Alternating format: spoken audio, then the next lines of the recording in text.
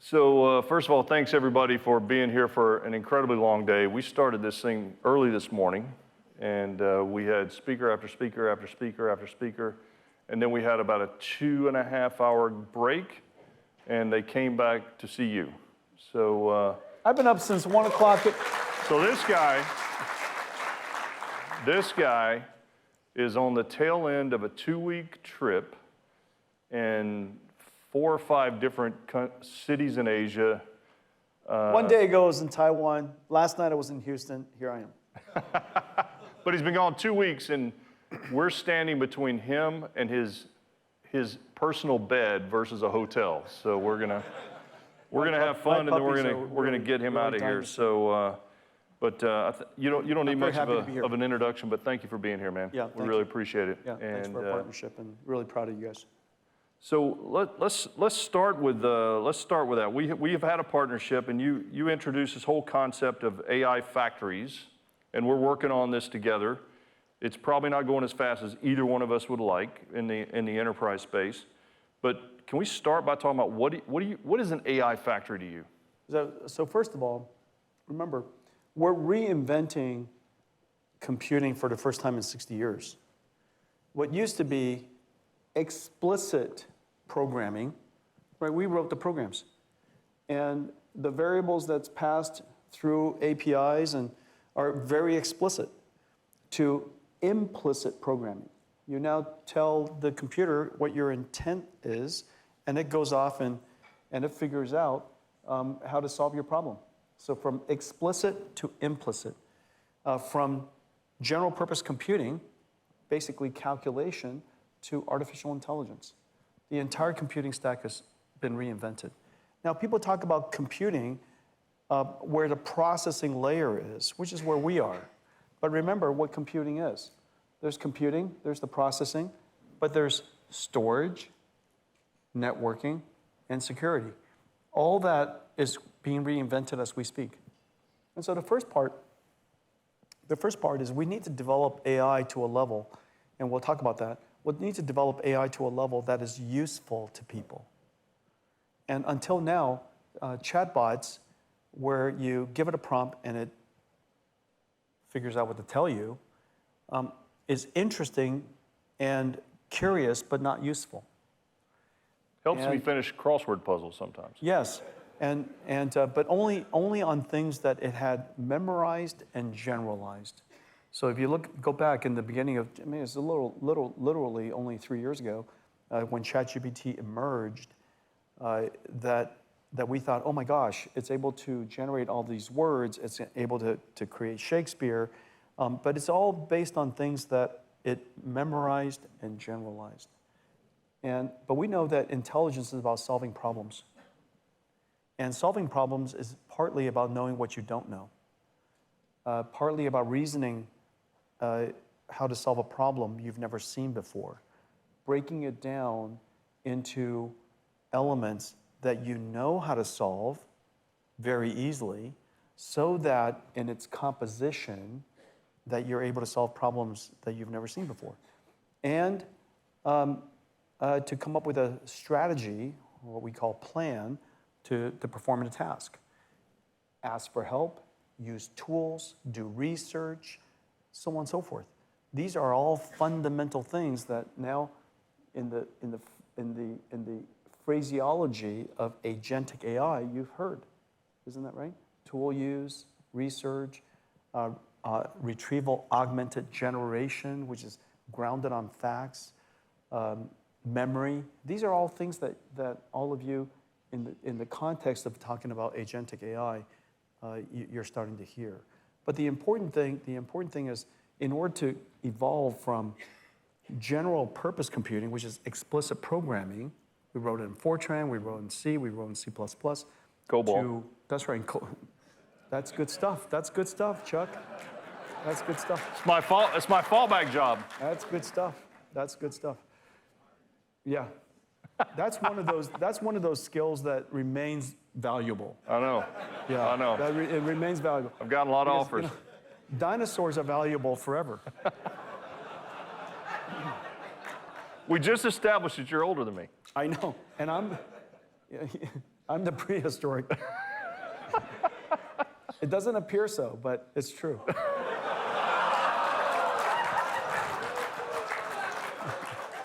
All right, that was pretty good. I'm probably the older person in this room.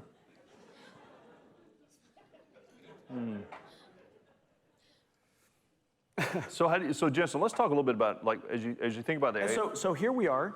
I went to Chuck and I said, hey, listen, we need to reinvent computing, and Cisco's got to be a big part of it. And so we have a new whole computing stack coming out, Vera Rubin, and Cisco's going to be trying to market with us on that. And so that's the computing layer, but there's also the networking layer, and Cisco's going to integrate AI networking technology from us, but put it into the Cisco Nexus plane, control plane, so that from your perspective, you're going to get all the performance of AI, but in the controllability and security and the manageability of Cisco. We're going to do the same thing with security, and so each one of these pillars has to be reinvented so that enterprise computing could take advantage of it. But ultimately, and we'll come back to this hopefully, that why is it that enterprise AI wasn't ready 3 years ago, and why it is that you have no choice but to get engaged as quickly as you can. Okay, don't fall behind. I think you don't have to be the first company to take advantage of AI, but don't be the last. Yeah. Mm-hmm. So if you're an enterprise today, what's your recommendation on the first, second, third step they should take to begin to get ready? Well, I get questions like things like ROI, and I wouldn't go there. And the reason for that is because with all technology deployments in the beginning, it's hard to put into a spreadsheet the ROI of a new tool, a new technology. But what I would do is I would go find out what is the essence of my company, what's the most impactful work that we do in our company. Don't mess around. Don't mess around with peripheral stuff. I mean, in our company, we just let 1,000 flowers bloom. The number of different AI projects in our company it's out of control, and it's great. Notice I just said something. It's out of control and it's great. Innovation is not always in control. If you want to be in control, first of all, you got to seek therapy. But second,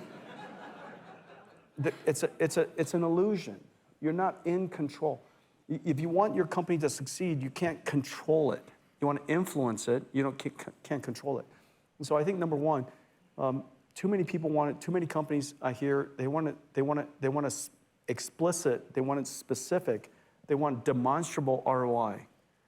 And showing the value of something worth doing in the beginning is hard. But what I would do, what I would say is that let 1,000 flowers bloom, let people experiment, let the people experiment safely. And we're experimenting with all kinds of stuff in the company. We use Anthropic, we use Codex, we use Gemini, we use everything. And when one of our groups says, I'm interested in using this AI, my first answer is yes, and I'll ask why. Instead of why, then yes. I say yes, then why. And the reason for that is because I want the same thing for my company that I want for my kids. Go explore life. They say they want to try something. The answer is yes. And then they say, how come? You don't go, prove it to me. Prove to me that doing this very thing is going to lead to financial success or some happiness someday. Prove to me. And until you prove it to me, I'm not going to let you do it. We never do that at home. But we do it at work. Do you know what I'm saying? Yeah. It makes no sense to me. And so the way that we treat AI and whether it's AI or the internet before or cloud before, just let 1,000 flowers bloom. And then at some point, you have to use your own judgment to figure out when to start curating the garden. Mm-hmm. Because 1,000 flowers bloom makes for a messy garden. But at some point, you have to start curating to find what's the best approach or what's the best platform, so that you could put all your wood behind one arrow. But you don't want to put all your wood behind one arrow too soon. Yeah.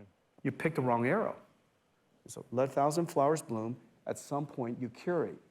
And so I haven't started curating yet, just to put it in perspective. I've got 1,000 flowers bloom everywhere, but I encourage everybody to try. However, I know exactly what is most important to our company. Of course I do. What is the essence of our company? What are the most important work of our company? And I make sure that I've got a lot of expertise and a lot of capability focused on using AI to revolutionize that work. In our case, chip design, software engineering, system engineering. Notice, you might have noticed that we partnered with Synopsys and Cadence and Siemens and today Dassault so that we could insert our technology and infuse as much technology as they want, whatever they want. Whatever they need, I will provide, so that I could revolutionize the tools by which we use to design what we do.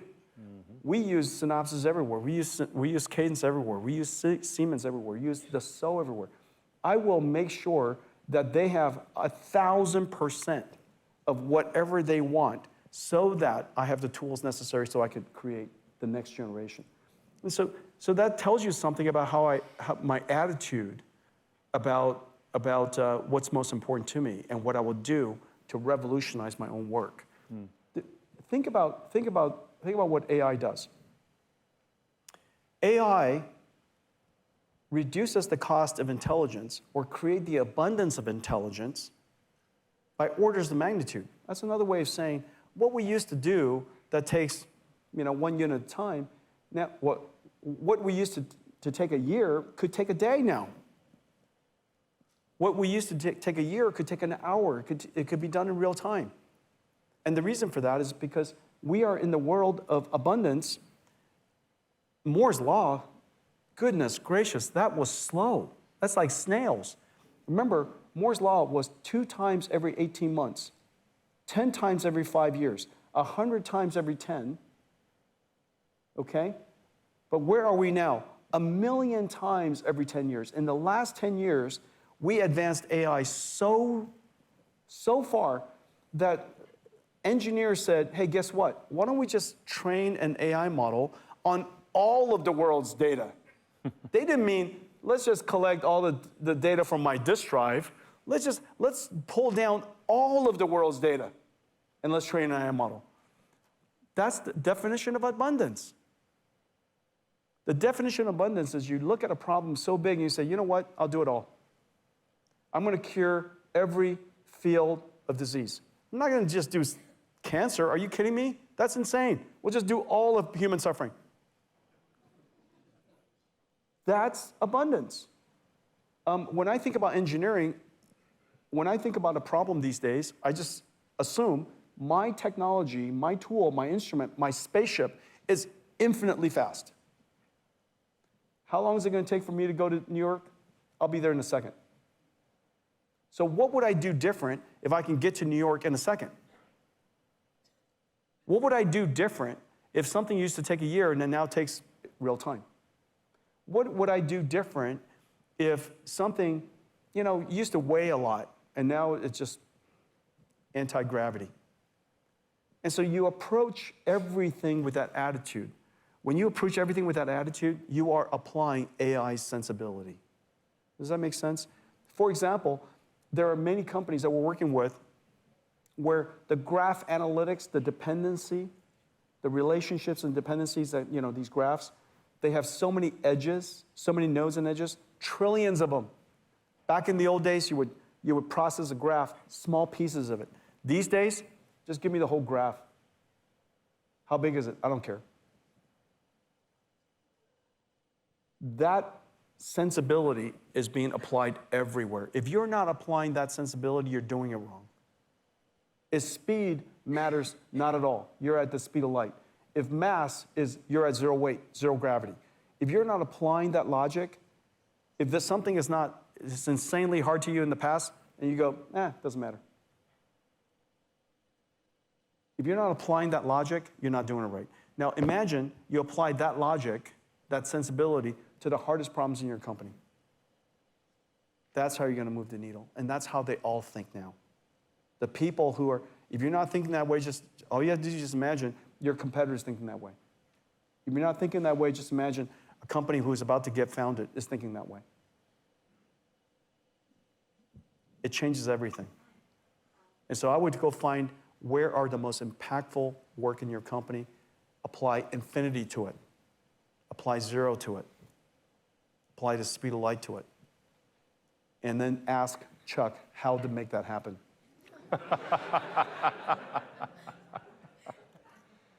No, let's talk about how to make that happen. So you have this analogy of Just call me out. We'll call you. We'll do it call together. you. We'll do it together. You have this analogy of this 5-layer cake because everybody's talking about like infrastructure, Yeah, models, what is AI? apps. Yeah. I mean, how do I go about it? Talk about that a little bit. Well, the first, one of the things that successful people do is they reason about what is something. What's happening here?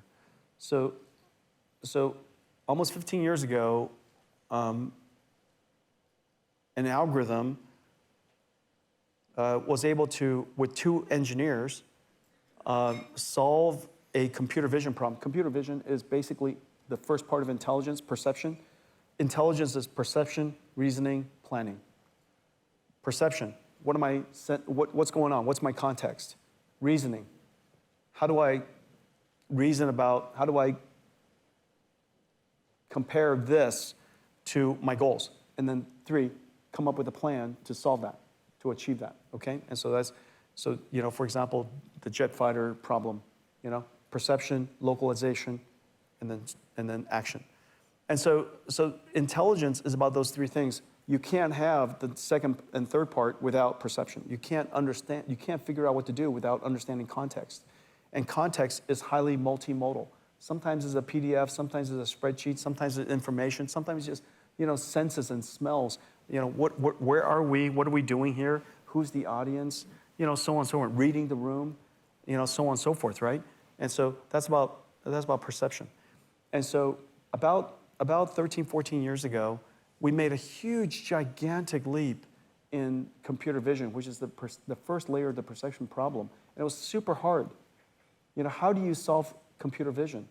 And AlexNet and the first breakthrough that we saw, it was kind of like the first contact. I love that movie, The First Contact. It was like our first contact to AI. And the thing that we did was we said, okay, what does that mean? How is it possible that 2 engineers was able to overcome the algorithms that all of us worked on for some 30 years? And Ilya Sutskever, I talked to him yesterday, and Alex Gershevsky, and how is it possible 2 kids with a couple of GPUs solve this problem? What does it mean? And so we broke it all down, and I reasoned about it a decade ago. And I came to the conclusion that, in fact, most of the hard problems in the world that can be solved this way. And the reason for that is most of the hard problems in the world, most of the valuable problems have no principled algorithms. There's no F equals ma. There's no Maxwell's equation. There's no Schrodinger's equation. There's no Ohm's law. It just doesn't exist. There's no law of thermodynamics. It's not that specific.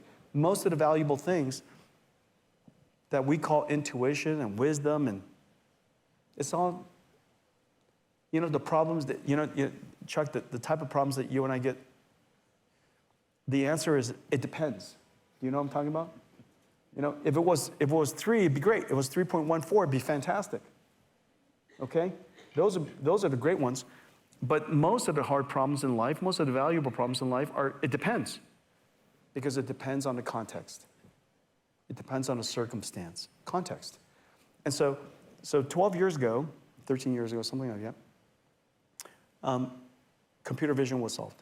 And so we reasoned that, in fact, this could be scalable because of deep learning, and you could make the models larger and larger, and there was only one problem we had to solve, which is how do we train that model? And the big breakthrough was self-supervised learning or unsupervised learning. AI that goes and learns by itself. And notice today, we're not limited by labeling anymore. We're not even close. And so that breakthrough opened up the floodgates for us to scale these models from a few hundred parameters, a few 100 million parameters, to billions to trillions. And the amount of knowledge we can codify, the number of skills we can learn algorithmically, really largely exploded. But the basic approach was the same. And we reasoned that, in fact, we're going to reinvent, and which is the beginning of our conversation, we're going to reinvent computing altogether from explicit programming to a new way of doing computing where the models, the software will be learned. Now, what happens? What does that mean? If you take another step back and you go, okay, what does that mean to the computing stack? What does it mean to how you develop software? What has happened to the engineering organization in your company? What happens to the product marketing team that specifies the product? What happens to the engineering team that codifies the product? What happens to the QA team that evaluates the product? What do these products even become someday? How do we deploy the product? How do we keep it up to date? If you're learning it, if it's based on machine learning, how do you keep it refreshed forever? How do you patch software? And so how do you, so on and so forth. The number of hows I asked about the future of computing, it must have been 1,000 questions. And I came to the conclusion, our company came to the conclusion that this is going to change everything. And so we pivoted the whole company based on that core belief. Simplistically, what Chuck is saying is that we came from a world where everything was pre-recorded. The software that Chuck worked on, really good stuff. It ran a very long time, just for the record. It was, indeed, and it was described in Hebrew. That is true.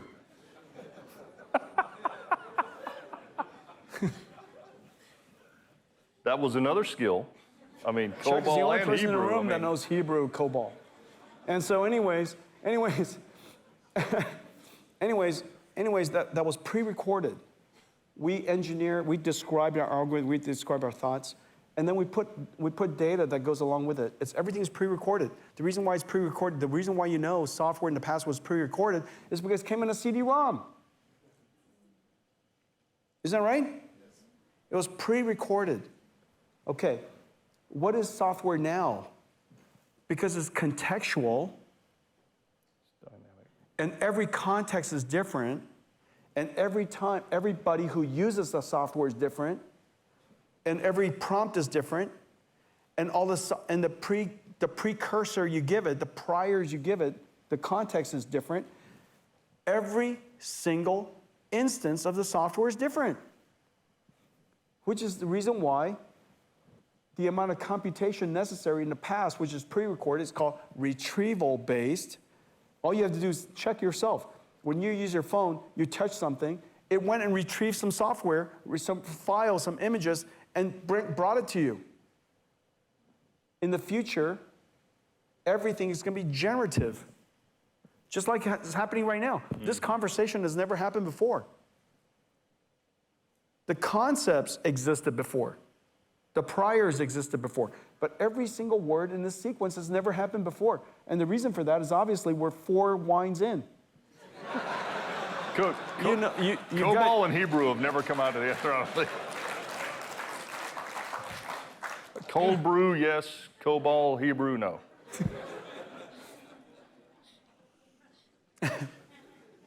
Thank goodness this is not on campus. Or being streamed. Yeah. All right, let's. Do you understand what I'm saying? And so, as a result. Do you understand what you're saying?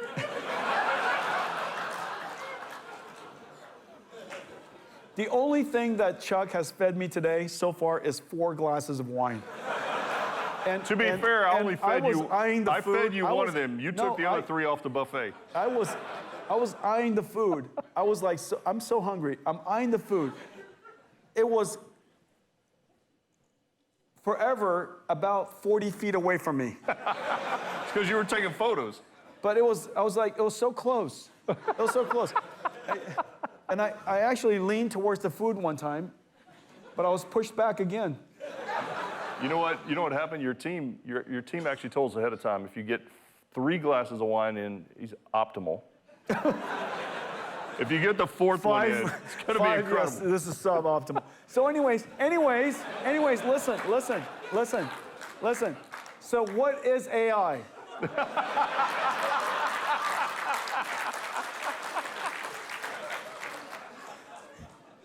We have to leave some wisdom behind.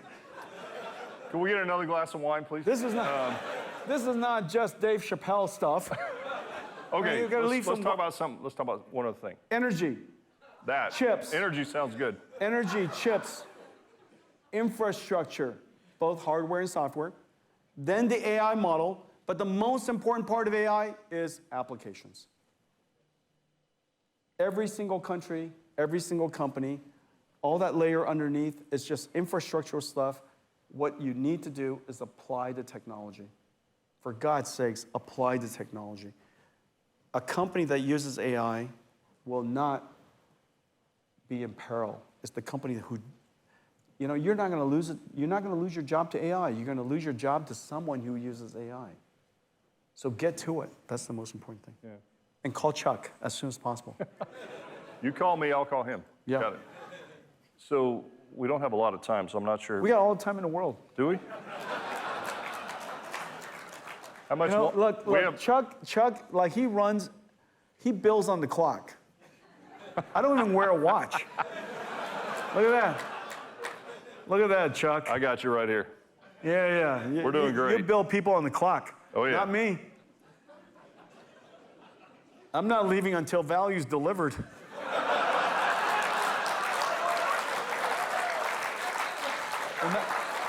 See, if it takes all night, I'm not. Hey, look, I'm going to torture all of you until. But Jensen, that's why guys like me need a watch. All right, can you? Until you could say that you learned something, you are going to be trapped in here. Yeah. We're going to torture everybody until value is delivered. I did check. There is more wine. Can you just give us your top of mind on physical AI? Remember what software is. Software is a tool. There's this notion that the tool in the software industry is in decline and will be replaced by AI. You could tell because there's a whole bunch of software companies whose stock prices are under a lot of pressure because somehow AI is going to replace them. It is the most illogical thing in the world, and time will prove itself. Let's give ourselves the ultimate thought experiment. Suppose we are the ultimate AI, artificial general robotics, the ultimate AI, the physical version of us. Mm-hmm. You could, of course, solve any problem because you're humanoid. You could do things. If you were a human or robot, would you use a screwdriver or invent a new screwdriver? I would just use one. Would you use a hammer or invent a new hammer? Would you use a chainsaw or invent a new chainsaw? Just don't. First of all, ideally, they don't use it at all. But do you understand what I'm saying? If you were a human or robot, artificial general robotics, would you use tools or reinvent tools? The answer, obviously, is to use tools. And so now do the digital version of that. If you were an artificial general intelligence, would you use the tools like ServiceNow and SAP and Cadence and Synopsys? Or would you reinvent a calculator? Of course you would just use a calculator. That's the reason why the latest breakthroughs in AI is what? Tool use. Because the tools are designed to be explicit. There are many problems in our world where F equals MA. Please, could you please not come up with another version? FA is not kind of MA, it's just MA. Do you guys, Ohm's law, V equals IR, it's not kind of IR. Approximately IR, statistically IR, it is IR. Okay, do you understand what I'm saying? And so I think we want the artificial general robotics, artificial general intelligence to use tools. Well, that's the big idea. I think that in the next generation of physical AI, we're going to have AIs that understand the physical world, understand causality. If I tip this over, it's going to tip all of that over. They understand the concept of a domino, just the concept of a domino. Notice a child understands if you tip that over, blah, blah, blah, blah. The concept of the domino is it's like deeply profound. The causality, contact, gravity, mass, all of that is integrated into a domino, tipping dominoes over.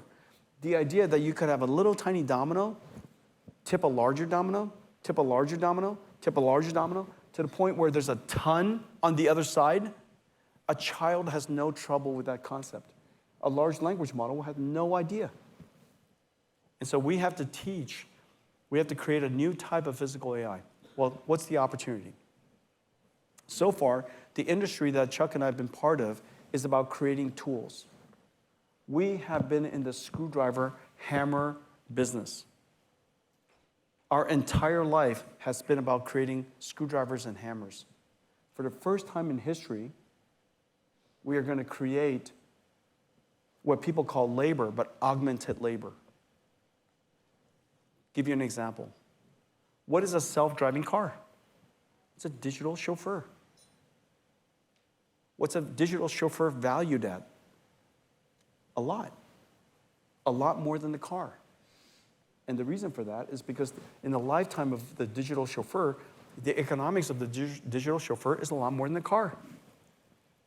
For the very first time, we are exposed to a TAM that is 100 times larger, literally, mathematically true. The IT industry is about $1 trillion, right?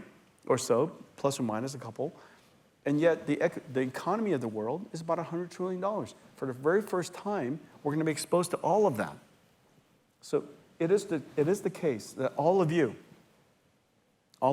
everybody in this room today, you have the opportunity to apply this technology to become a technology company. Let me give you some examples.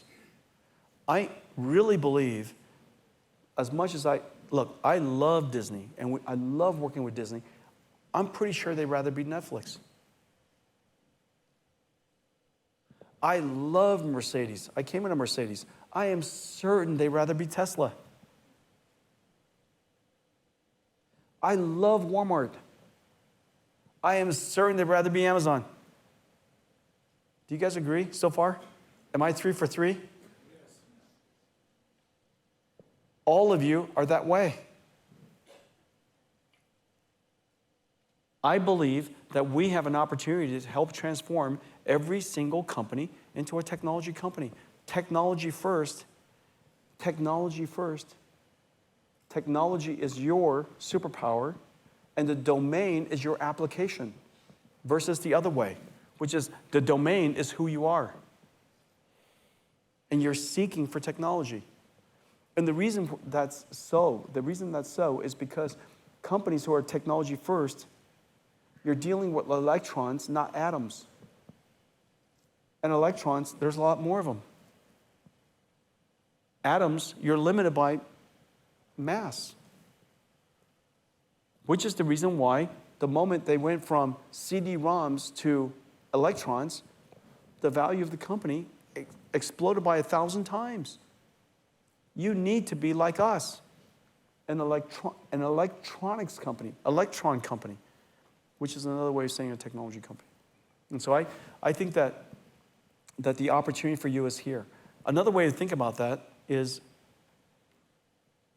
AI, and we just said it earlier, even Chuck, who only knows how to program in Hebrew,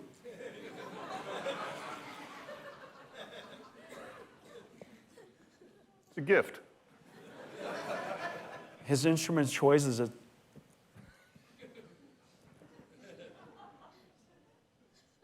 and right to left.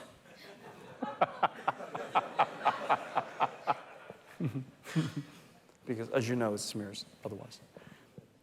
It is pretty smart, actually. Smart people do smart things. Yeah. And so the beautiful thing is that, as you know, the programming language of the world, and for all of your companies, you kind of feel like, oh my gosh, software is not our strength. But knowledge, intuition, domain expertise is your strength. Well, you now for the first time can explain exactly what you want to a computer in your language. Do you remember where we started? From explicit programming to implicit programming? For the first time in history, you could program a computer implicitly. Just tell it what you want. Tell it what you mean, and the computer will write the code. Because coding, as it turns out, is just typing. And typing, as it turns out, is a commodity. And that's the great opportunity for you. All of you could be levitated above the atomic limitations that you were limited by before. All of you could escape from this limitation, which is we don't have enough software engineers, because as it turns out, typing is a commodity. And all of you have something of great value, which is domain expertise, to understand the customer, understand the problem. And that is the ultimate value. That is the ultimate value, to understand the intent. As you know, when you graduate from when you graduate from college, you could be a super programmer, but you have no idea what customers want. You have no idea what problems to solve. But that's what all of you know. You know what customers want. You know what problems to solve. The coding part of it is easy. Just tell the AI to do it. And so that's your superpower. So Chuck and I are here to enable you to do that. That closing was done with 5 glasses of wine in me. Hey, listen. It's a miracle indeed. Between somebody who works off a tablet. This is a true representation of artificial intelligence.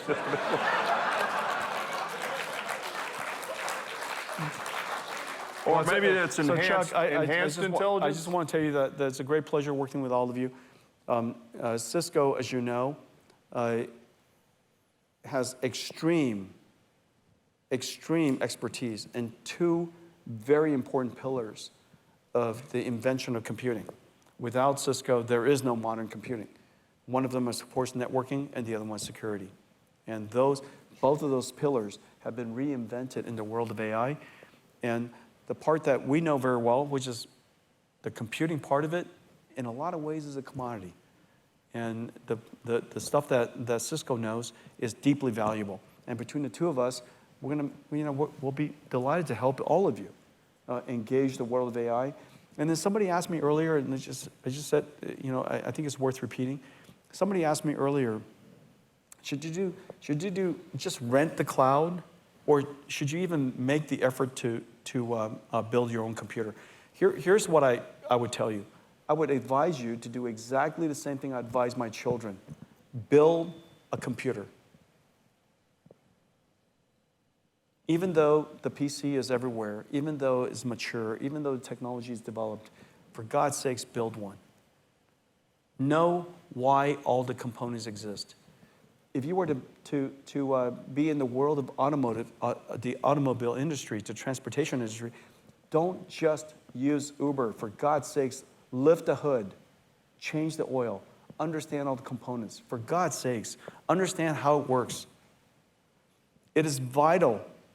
This technology is so important to the future.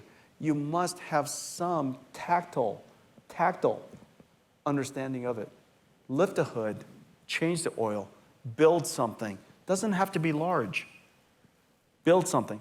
You might discover you're actually insanely good at it. You might discover that you need that skill. You might discover that the world is not about all rent versus all own, that you want to rent some and own some, because some part of your company should be built on-prem. For example, sovereignty and proprietary information, and you're not comfortable. You're not comfortable sharing your questions with everybody. You know the reason why this is a conceptual example. You know that when you go see a therapist, you don't want the questions to be online. You know what I'm saying, okay? I'm imagining this one, okay? Hypothetical. And so hypothetically, I think that a lot of questions you have, a lot of conversations you have, a lot of dialogue, a lot of uncertainties you have ought to be kept private. Companies are the same way. I am not confident, I am not secure about putting all of NVIDIA's conversations in the cloud, which is the reason why we build it locally. We've built a super AI system locally because I'm just not confident to share that conversation. Because as it turns out, the most valuable IP to me is not my answers, they're my questions. Are you following me? My questions are the most valuable IP to me. What I'm thinking about are my questions. The answers are a commodity. If I simply knew what to ask, I'm identifying what's important. And I don't want people to know what I think is important. And I want that to be in a small room. I want that to be on-prem. I want that to be by myself. And I want to create my own AI. And then one last thought. Since it's already 11 o'clock. One last thought. There was an idea that AI should always have human in the loop. It's exactly the wrong idea. It's backwards. Every company should have AI in the loop. And the reason for that is because we want our company to be better and more valuable and more knowledgeable every single day. We never want to go backwards. We never want to go flat. We never want to start from the beginning, which means that if we have AI in the loop, it will capture our life experience. Every single employee in the future will have AI, lots of AIs in the loop, and those AIs will become the company's intellectual property. That's the future company. And therefore, I think it's sensible for all of you to call Chuck immediately. And I'll call Jensen. Anyhow, that's my close. Listen, let's, 2 weeks on the road, Jensen flew here, spent his last evening with us before he gets to sleep in his bed for the first time in a long time. We're forever grateful. Appreciate you being here. Thank you very so much. man. And